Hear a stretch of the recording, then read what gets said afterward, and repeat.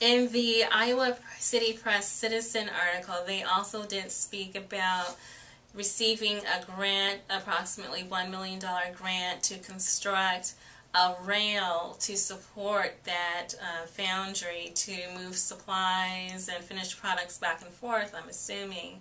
But that was instrumental in showing me two things. One, the importance of the wind energy and the importance of actually manufacturing supplies and parts to support the wind turbines here in Iowa, in the United States, kind of foregoing the opportunity of foreign intrusion into our supply chain markets.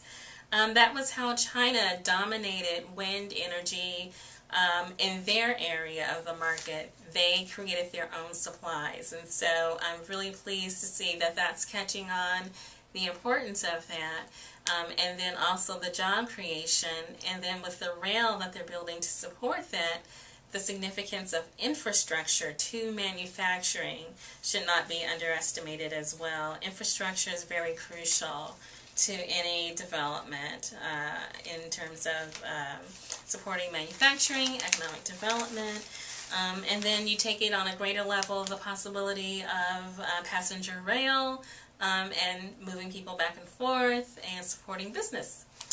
The motivations behind making these changes, I think, have been appropriate.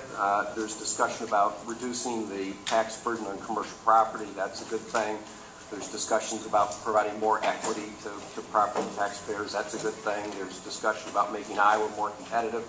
Those are all worthy objectives.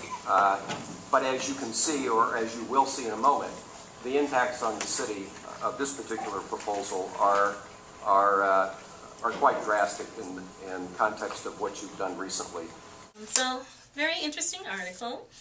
Still in the same edition of the Des Moines Register, the same edition, you see an article right there.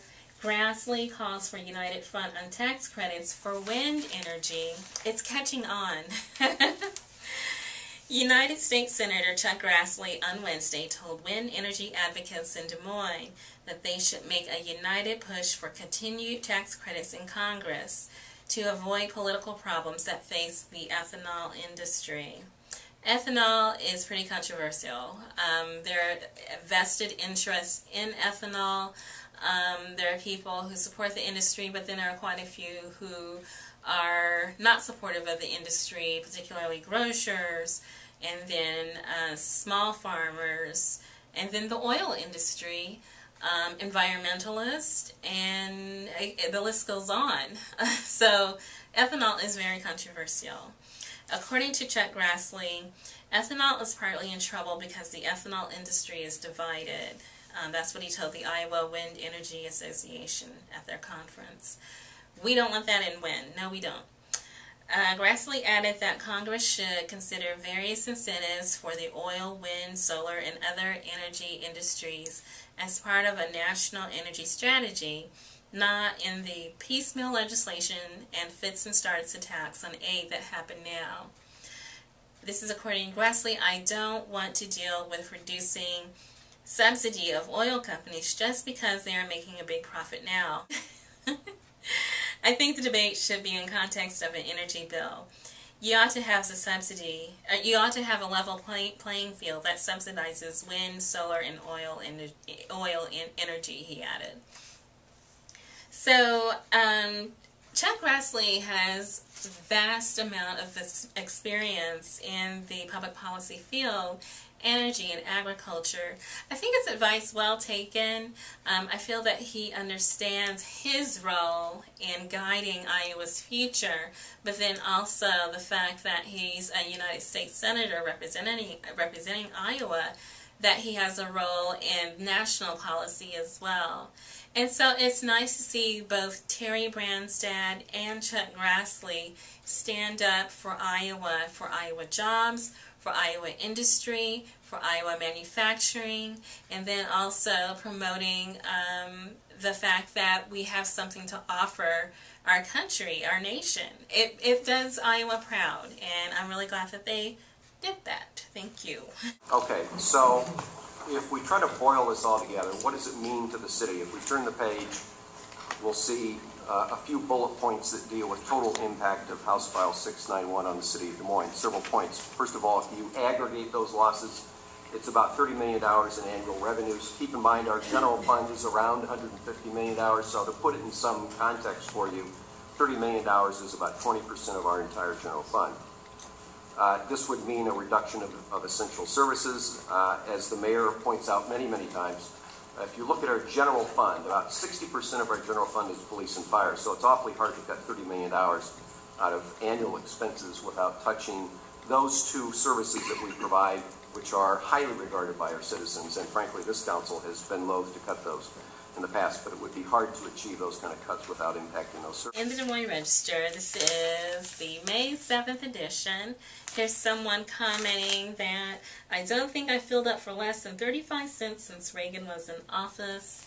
And they're talking about ethanol. We just heard from Chuck Grassley about the issues facing the ethanol industry. Ethanol industry has responded, and this is how they did it.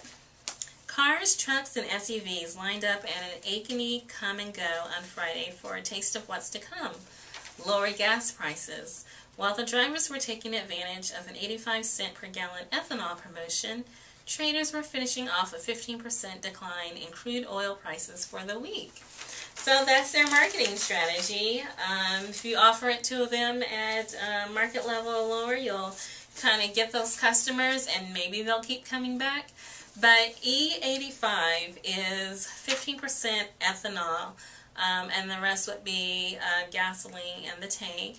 And so there's been some leeriness, either for reasons of it might cause harm or maintenance issues for the vehicle, or then the legal issues and maybe paperwork headache associated with changing the gas offerings at convenience store locations like Come and Go. But this is how they're facing their critics and then facing reluctance by consumers by cutting the prices. And it looks like from what that article showed us that the consumers are responding. So that was a pretty good marketing strategy. To begin with, what does House File 691 do? It's a fairly complicated bill, but it can be boiled down to several key points. The first one is that it reduces taxable commercial valuations from 100% to 60% over a 5-year period.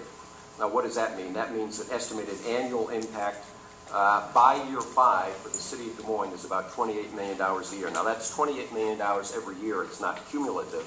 It is $28 million from that year and then each year thereafter. That was energy. We're on to community development and specifically Capital Crossroads.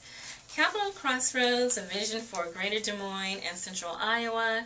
They had the final community input meeting that was this past April 26th at the Botanical Center near downtown. My conclusions on the earlier public meeting that they had are contained in Iowa, the Place to Be. That's the Blue.Green.Fusion episode number 17 that I uploaded January 22nd.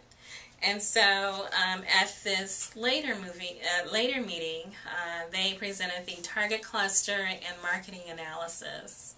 What I did notice from my journey to the Botanical Center was that it actually is inaccessible by public transportation, which might have lowered attendance somewhat, although it was at the same place with the first meeting.